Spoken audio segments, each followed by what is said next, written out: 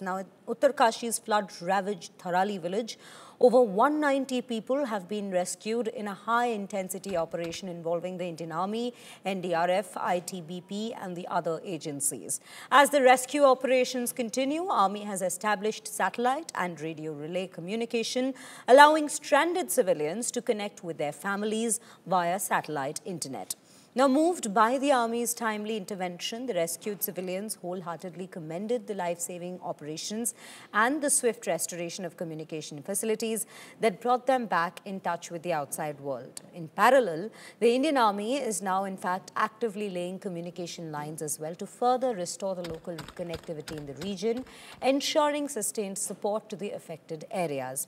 In fact, after the widespread destruction that took place there, the Indian Space Research Organization as well released a satellite image showing the devastation around Tharali village following the flash floods that's taken place.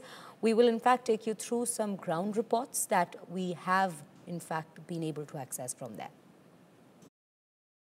मैं इस समय अब काफी भटवाड़ी का जो इलाका था धंस रहा था वहां से आगे पहुंच चुका हूं गंगनानी की ओर। एक पड़ाव और पूरा हुआ है कि जब हम गंगनानी की ओर जा रहे देखे कि कैसे नदी का प्रवाह था, लोहे के बड़े बड़े पुल पानी में ऐसे बह रहे थे जैसे घास फूस या कुछ तिनका हो। और ऐसी तस्वीरें जब ऐसी हम विपदा की तस्वीरें देखते हैं तो ये समझ में आता है कि आखिर ऊपर जब मलबा आया होगा उसमें कितनी ताकत रही होगी और क्यों जो लोग उसकी चपेट में आए होंगे उनका बच पाना बिल्कुल मुश्किल होगा। आपने सही कहा कि स्निफर डॉग भी अगर आप ले जाएंगे और घर के ऊपर अगर 8 से 9 फीट का मलबा है तो वहां पर किसी के जीवित होने की भी संभावना बहुत कम है। हालांकि कोई चमत्कार अगर ऐसा हो जाता है तो अलग बात है, लेकिन ऐसी स्थितियां ऐसी परिस्थितियां होती नहीं हैं क्योंकि मलबा बहुत ज्यादा है। जितने घर हैं, दुकान है, मकान है, सब कुछ उस मलबे के नीचे दबे हुए हैं। तो आप बड़ी बड़ी अर्थ मूविंग मशीन वहां पर पहुंची है, धीरे धीरे वो रास्ता भी बनाएंगी। सबसे पहले प्राथमिक एरिया होगा कि जो डिफेंस का एरिया जो वहां पर आर्मी का कमांड है उसको वहां साफ किया जाए, वहां क्लीन किया जाए, फिर आगे आगे बढ़े क्योंकि हर्षिल और धराली के बीच की जो दूरी है वो लगभग 2 से 4 किलोमीटर की है। तो उस पूरे रास्ते को ट्रैक बनाना इतना ही नहीं। जहां गंगवानी पर मैं हूं,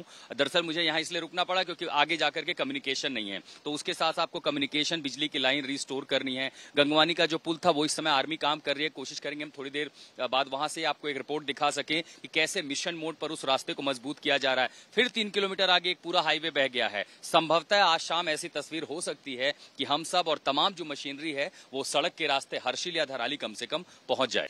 गौतम, आपने जो मंजर देखा, पहले तो ये बताइए हुआ कैसे और आपने देखा क्या? मैडम, ये 5 अगस्त की बात है, 1:30 बजे की आसपास की बात है। हम लोग जो है गांव में देव पूजा का काम कर रहे, मतलब तैयारी कर रहे थे। सामने गांव जो दराली जहां बाढ़ आई है वहां देव पूजा हो चुकी थी, मेला था दोनों गांव में। तो हमारे गांव में जो देव पूजा की तैयारी हो रही थी, बारिश बहुत तेज हो रही थी, तो हम लोग जैसे तैयारी कर रहे थे सामने BSNL का जो टावर है उस पर काम चल रहा था। तो वहाँ मजदूर थे, 10-12 मजदूर थे। उन्होंने हमको अवगत कराया, हम लोगों को बोला कि सामने गाँव देखो दराली में क्या हो रहा है। तो हम लोगों ने जैसे देखा, हमने सामने पे जाते ही हमने उनको जो है सीटी बजाना मुंह और ऊपर से नीचे आ ही रहा था। वो आधे रास्ते पे था, वो गांव में नहीं आया था, मंदिर के पास भी नहीं आया था। तो हम लोगों ने उनको जो सीटी बजा के और आज चिल्ला चिल्लू के बोला तो उन्होंने सुन तो लिया था। इसमें हमारे गाँव के 2 लोग थे जिन्होंने हमको बताया बाद में कि आप लोगों ने सीटी बजाई थी या आवाज़ मारी थी। हम लोग काफ़ी लोगों ने सुना क्योंकि उसमें हमारे गाँव के 2 थे जो पुजारी थे, वहाँ पूजा लगा रहे थे। उसमें सुधांशु सिमवाल जी और गोकुल सिमवाल जी थे। तो उनके जो है सामने पे जो आया था उसके छींटे पड़े थे उनके मुंह पे। फिर हमने मार्केट में उनको भागते हुए देख लिया था। जो लोग थे वो भाग रहे थे और फिर अचानक से वो आया। उसमें जो है फिर थोड़ी देर बाद जो लोग थे जो मंदिर की तरफ थे वो तो सब बचे, जो मार्केट की तरफ थे कुछ तो भाग गए थे, कुछ लोग जो है उस मलबे के दबे हुए थे। कल एक बॉडी मिली थी, परसों की बात है। एक लड़का था, आकाश था, वो फ्रेंड उसमें आता है, वो स्कूटी लेने के चक्कर में गया। वो आपके गांव का था या धराली का था? उसको जानते थे आप? जी जानते थे। और उसमें जो है फिर उसके बाद जो है जो धराली गांव की लेडीजें थी और जो जेंट्स हैं, जो बुजुर्ग आदमी, उनको जो है ITBP के द्वारा और पुलिस उस द्वारा इनको जो है कुछ लोगों को कोपांग ले गया, उनको मेडिकल सुविधा दी गई।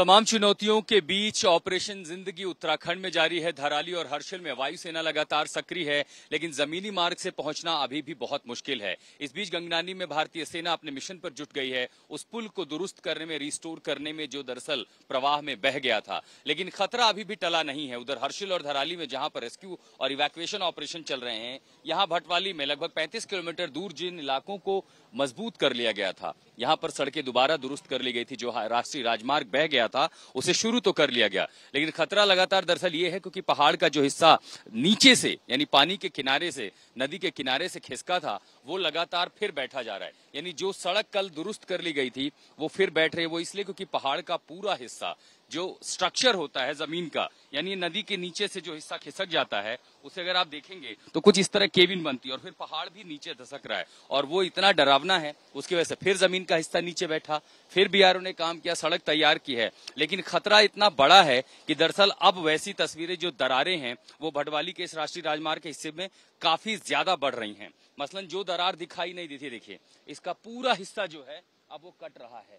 ये देखिए राष्ट्रीय, ये इसकी चौड़ाई लगातार बढ़ रही है। पहले मिलीमीटर में थी, सेंटीमीटर में थी, इंचेस में, और अब फुट में हो गई। देखिए ये पूरा हिस्सा जो सड़क है, अब ये दरारें बढ़ रही हैं, और अगर ये दरारें बढ़ती रही तो सड़क का ये हिस्सा भी कभी भी खिसक सकता है। अगर यहाँ पर खतरा आया तो आप समझ सकते हैं। अब इसकी लंबाई देखिए, ये लगभग 50 से 60 मीटर और दरारें इसकी बढ़ रही हैं। इतना ही नहीं, नदी के किनारे जब हम देख रहे हैं तो पानी अपने साथ जमीन को नीचे से काट रही है, जिसके चलते मलबा नीचे गिर रहा है। और चूंकि अंदर से जमीन खोखली हो रही है तो ये हिस्सा लगातार धंस रहा है, दब रहा है। यहां तक हमने जब देखा है तो पहाड़ का यही हिस्सा देखिए, ऊपर से कोई मलबा नहीं गिरा है, यहाँ ऊपर से नहीं गिरा है, लेकिन नदी के नीचे हिस्से पर आपको गिरता हुआ मलबा दिखाई दे रहा है, जो कि पानी के साथ आगे भी बह रहा है।